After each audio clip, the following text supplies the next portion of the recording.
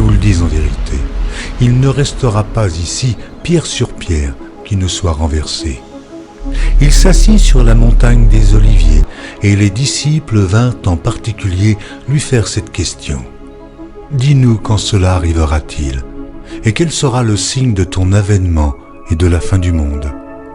Jésus leur répondit, prenez garde que personne ne vous séduise, car plusieurs viendront sous mon nom disant, c'est moi qui suis le Christ, et ils séduiront beaucoup de gens. Vous entendrez parler de guerre et de bruit de guerre, gardez-vous d'être troublés, car il faut que ces choses arrivent, mais ce ne sera pas encore la fin. Une nation s'élèvera contre une nation, et un royaume contre un royaume, et il y aura en divers lieux des famines et des tremblements de terre. Tout cela ne sera que le commencement des douleurs. Alors, on vous livrera au tourment, et l'on vous fera mourir, et vous serez haïs de toutes les nations à cause de mon nom. Alors, aussi, plusieurs succomberont, et ils se trahiront, se haïront les uns les autres. Plusieurs faux prophètes s'élèveront, et ils séduiront beaucoup de gens. Et, parce que l'iniquité se sera accrue, la charité du plus grand nombre se refroidira. Mais celui qui persévérera jusqu'à la fin sera sauvé. Cette bonne nouvelle du royaume sera prêchée dans le monde entier pour servir de témoignage à toutes les nations. Alors viendra la fin. Car alors, la détresse sera si grande qu'il n'y en a point eu de pareil depuis le commencement du monde jusqu'à présent et qu'il n'y en aura jamais. Et si ces jours n'étaient abrégés, personne ne serait sauvé. Mais à cause des élus, ces jours seront abrégés. Si quelqu'un vous dit alors « Le Christ est ici » ou « Il est là », ne le croyez pas, car il s'élèvera de faux Christ et de faux prophètes. Ils feront de grands prodiges et des miracles, au point de séduire, s'il était possible, même les élus. Voici, je vous l'ai annoncé d'avance. Si donc on vous dit « Voici, il est dans le désert », n'y allez pas. « Voici, il est dans les chambres », ne le croyez pas. Car, comme l'éclair part de l'Orient et se montre jusqu'en Occident, ainsi sera l'avènement du Fils de l'homme. En quelque lieu que soit le cadavre, là s'assembleront les aigles. Aussitôt après ces jours de détresse, le soleil s'obscurcira, la lune ne donnera plus sa lumière, les étoiles tomberont du ciel et les puissances des cieux seront ébranlées. Alors, le signe du Fils de l'homme paraîtra dans le ciel. Toutes les tribus de la terre se lamenteront et elles verront le Fils de l'homme venant sur les nuées du ciel avec puissance et une grande gloire. Il enverra ses anges avec la trompette retentissante et ils rassembleront ses élus des quatre vents depuis une extrémité des cieux jusqu'à l'autre. Instruisez-vous par une comparaison tirée du figuier. Dès que ses branches deviennent tendres et que les feuilles poussent, vous connaissez que l'été est proche. De même, quand vous verrez toutes ces choses, sachez que le Fils de l'homme est proche, à la porte. Je vous le dis en vérité, cette génération ne passera point que tout cela n'arrive. Le ciel et la terre passeront, mais mes paroles ne passeront point.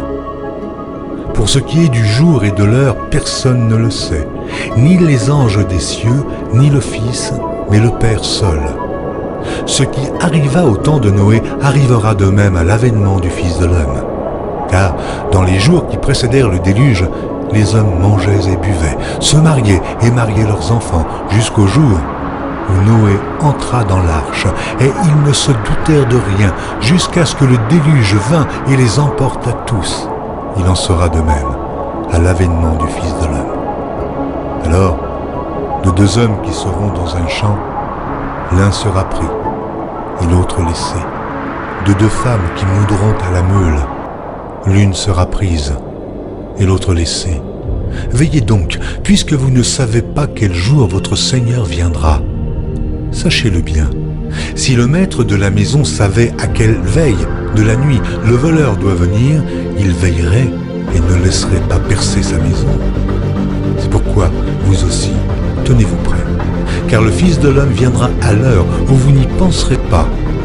Quel est donc le serviteur fidèle et prudent que son maître a établi sur ses gens pour leur donner la nourriture au temps convenable? Heureux ce serviteur que son maître à son arrivée trouvera, faisant ainsi. Je vous le dis en vérité, il l'établira sur tous ses biens. Mais si c'est un méchant serviteur qui dise en lui-même « Mon maître tarde à venir », s'il se met à battre ses compagnons, s'il mange et boit avec les ivrognes, le maître de ce serviteur viendra le jour où il ne s'y attend pas, et à l'heure qu'il ne connaît pas. Il le mettra en pièces et lui donnera sa part avec les hypocrites. C'est là qu'il y aura des pleurs et des grincements de dents.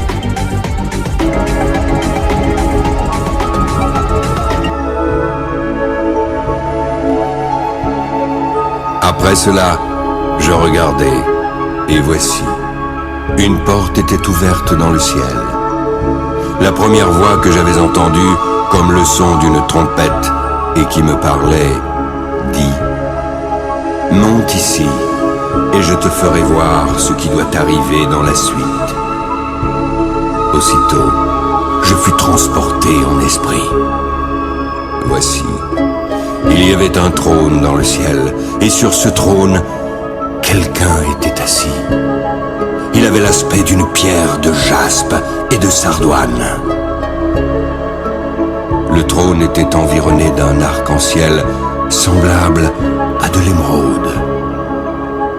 Autour du trône, je vis 24 trônes. 24 vieillards y étaient assis, revêtus de vêtements blancs. Et sur leur tête, des couronnes d'or. Du trône sortent des éclairs, des voix et des tonnerres. Devant le trône brûlent 7 lampes ardentes, qui sont les 7 esprits de Dieu. Il y a encore devant le trône, comme une mer de verre, semblable à du cristal. Au milieu et autour du trône, il y a 4 êtres vivants, remplis d'yeux, devant et derrière. Le premier être vivant est semblable à un lion.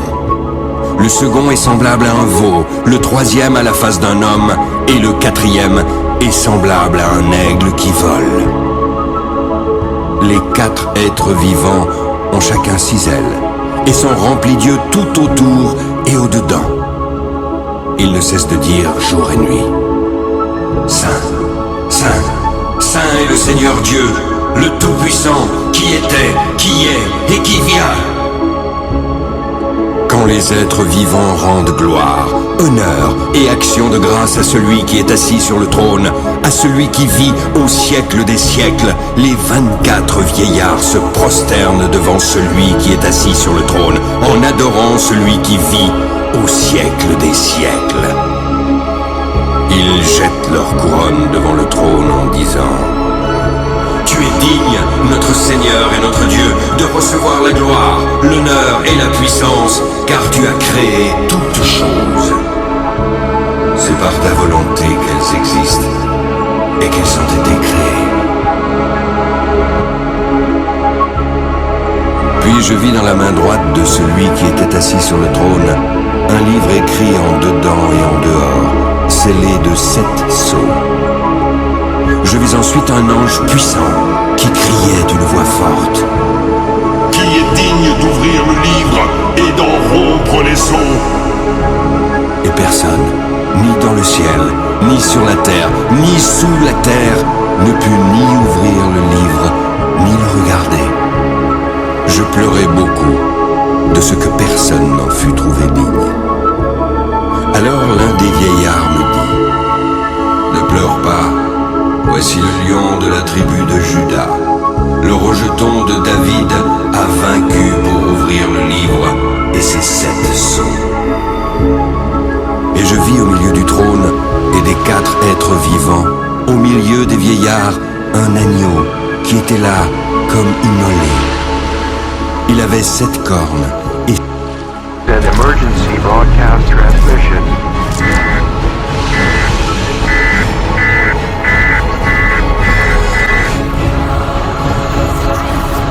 We're going to stay on the air for as long as possible. We're seeing heavily armed forces being deployed. Every man make himself and his country proud.